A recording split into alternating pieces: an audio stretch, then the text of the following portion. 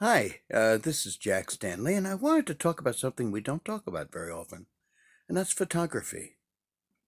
And the reason why I wanted to talk about photography is very important because today, in today's world, in today's generation, a lot of people don't understand what it was like to take pictures.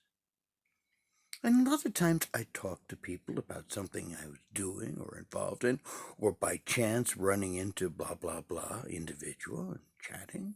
And they say, "Why don't you have pictures?" And I said, "Well, I wasn't prepared.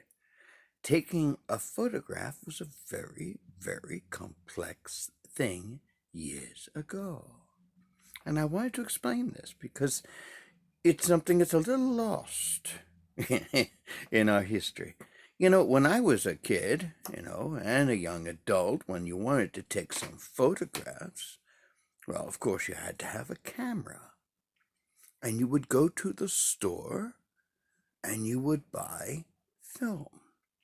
Now, the film came in a roll, okay? And then you would decide if you were going to take some indoor photographs.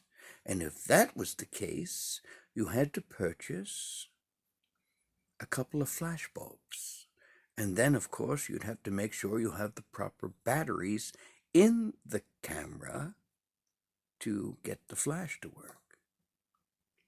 So once you came back, you'd open up your camera, you'd change the batteries, if need be.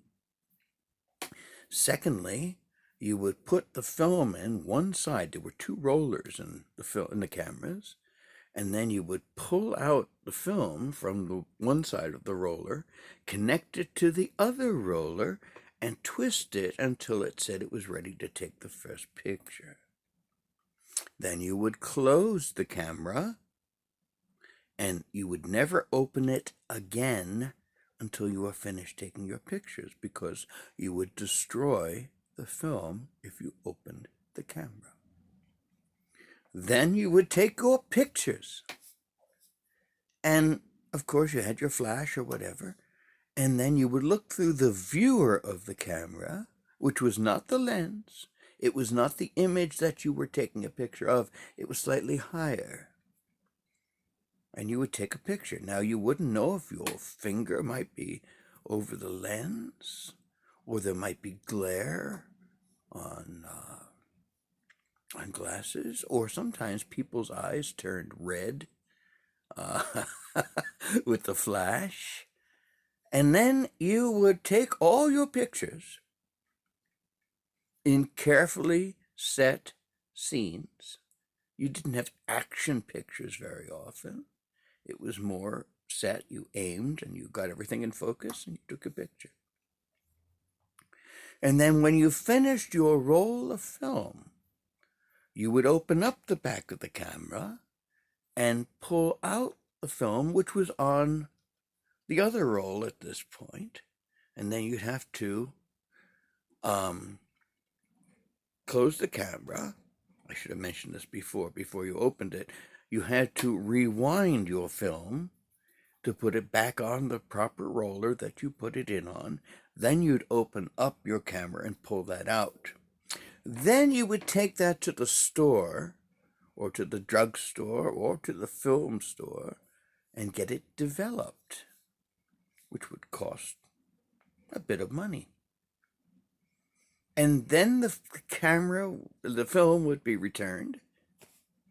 And then you would see, of the 20 photographs you took, maybe 8 of them were good.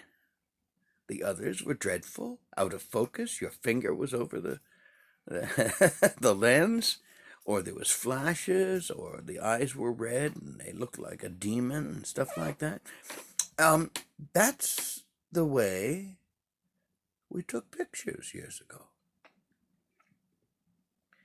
It's interesting because we have a generation plus who thinks that the way we take pictures today is how we always took them. Not at all.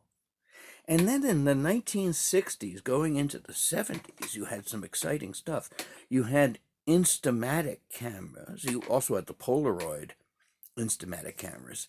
And it was fascinating because They were photographs that you could develop right after taking the picture. I think I have a picture or two of myself on a Polaroid. They're not the greatest, but you would pull it out and put it under your armpit to heat it up. And you would hold it there for like 2 minutes while it developed. And you get a picture, but it wasn't of the quality that you would get with a developed print that would go to the photo store. But they also had these Instamatic cameras where they, instead of having the roll of film, it was a cartridge. And all you had to do was pop open your camera and flip in the cartridge, close it, and you're already loaded. Now, of course, you had to have the batteries in your camera. And secondly, they developed what they called the cube flashbulb. And so you could take 4 flashbulb pictures with 1 cube. That was pretty cool stuff. That was wildly great technology as far as we were concerned. I have lots of pictures that we took of those things. And then, of course, as we worked toward the beginnings of the 21st century, in the last years of the 1990s, digital photography was starting. And slowly but surely, film went the way of the dodo. Everybody uses their phones now. Can you imagine how different our history, our world would be if we had the technology we have now available 100 years ago? Can you imagine? Can you imagine the things that we would learn, that we would see, that were impossible to be seen or photographed unless you had the proper equipment? If you were inside and a big thing was happening, but you're out of flashbulbs, good luck. You got nothing. It'd be totally black. And a lot of times you'd be outside and there'd be a lot of sun glare and you'd have nothing either. But think about it. Can you imagine? We have such a controversy over what happened in Dealey Plaza in Dallas on November 22nd, 1963. There was a handful of people who were taking moving pictures. And moving pictures in those days, you had to buy the roll of film, set it up. And in those days, a lot of the movie cameras were spring wound. And you'd wind the spring.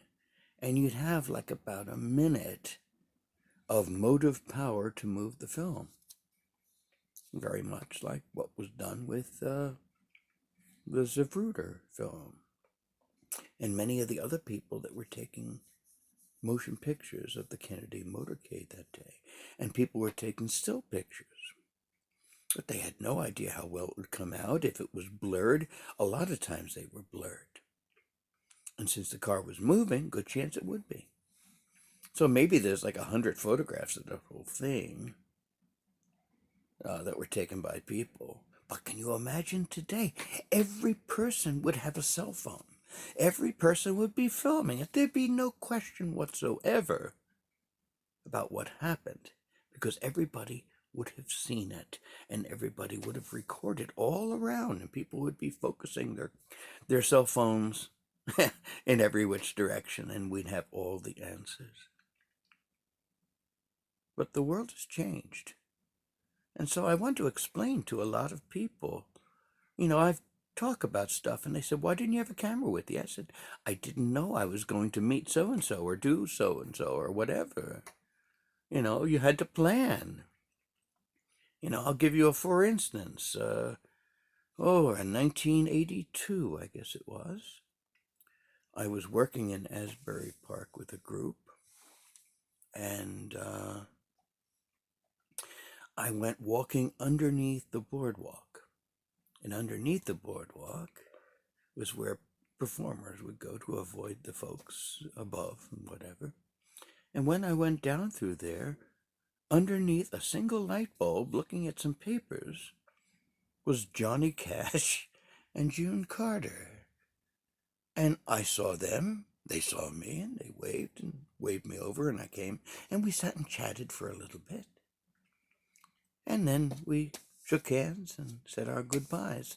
No pictures were taken. Nobody had cameras. All you have is the memory. And in most cases, throughout the history of our lives, it's been basically our memories.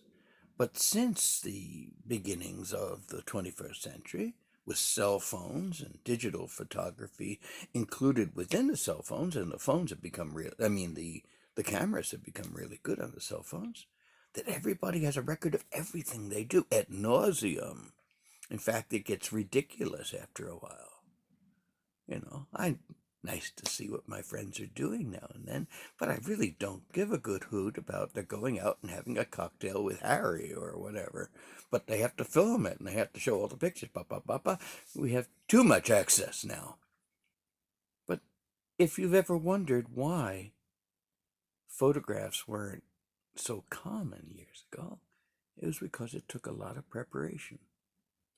Whereas today, all you need is the flick of a finger, and you can take pictures, capture historic moments, and basically preserve the history of your existence. So, thank you very much.